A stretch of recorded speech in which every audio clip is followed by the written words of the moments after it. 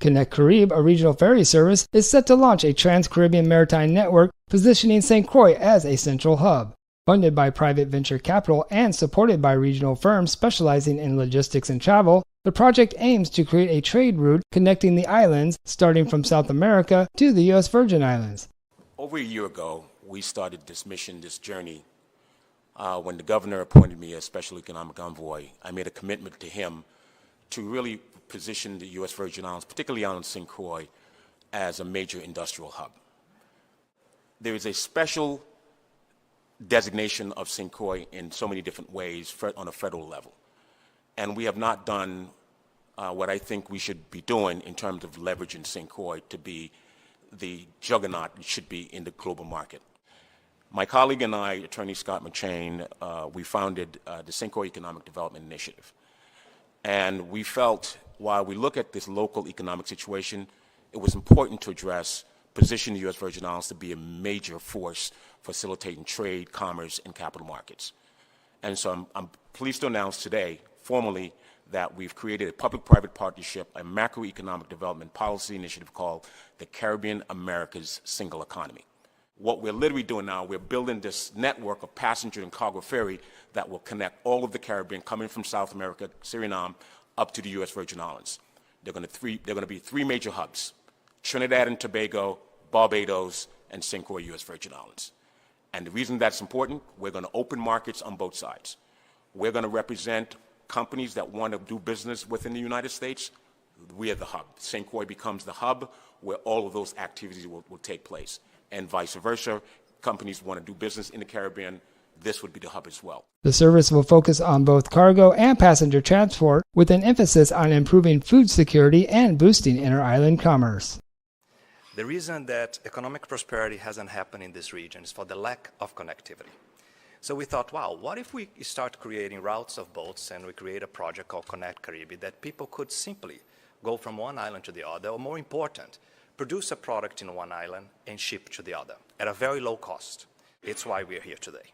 It's actually the biggest consequence of what we're creating here. It's a change of culture.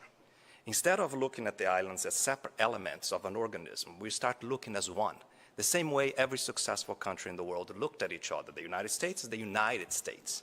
What we're trying to create here is the united countries of the Caribbean with the leadership of the Virgin Islands and certain other region.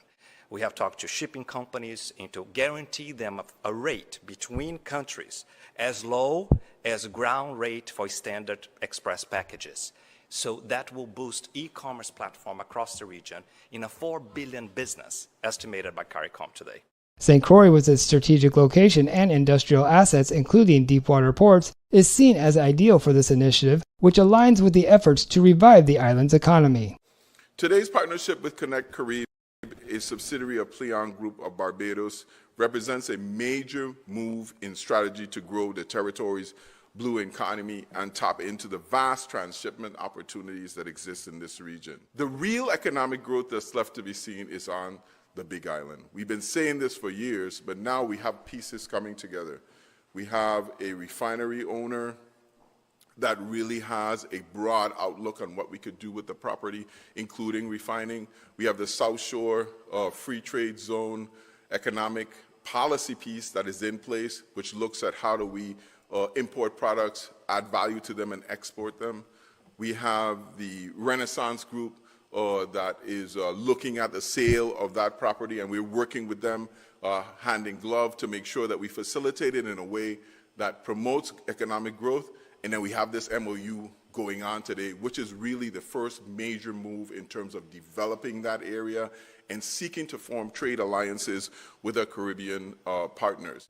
We are also making a lot of other moves in terms of bringing the Caribbean closer together, whether that be our work with CTO and working to find ways to connect the Caribbean through ferries, through air, and through direct flights. The growth of the Caribbean as a region is all tied together, and we want to be the center of that initiative. What will this allow us to do?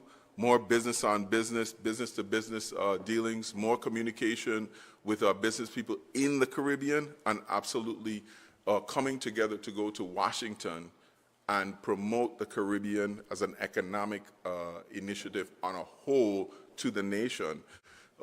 In the Caribbean, the Virgin Islands is often isolated. It's not a part of what is going on. But there's so much that this MOU is going to allow us to do together, whether it's manufacturing, agriculture, energy, education and training, even healthcare, workforce development, which we are huge on now. We have so much work to do. But direct investment in our economy with the people of the Caribbean is so important. The project will roll out in phases, with the first ferries expected to be